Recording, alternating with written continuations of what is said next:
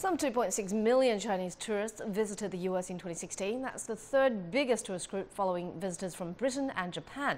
Chinese visitors spent an average $7,200, much higher than the average of international tourists. It's estimated that China will be the biggest source of tourists to the US by 2021. And more Americans are visiting China too, with the number of visitors marking a record high last year. Chinese are very big shoppers. They like to shop. They like to go to the upscale brands and stores in the United States. They like to visit. So it's very important because the more people we have coming from China, the more Americans have jobs and the more revenue that we have coming into the U.S. China is becoming a very popular destination.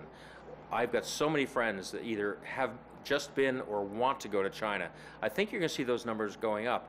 And the other thing about China is the American traveler doesn't understand all you can do in China, the diversity of things that you can do in China. They think of Beijing and Shanghai, but they don't know the beaches, the natural beauty of China.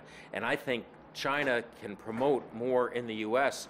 because just like we're asking Chinese visitors to go beyond New York and LA and Las Vegas, I think the American visitors have to discover there's a whole world beyond Beijing and Shanghai that they could see. They could make 10 trips to China and still have not seen but a very little of the country.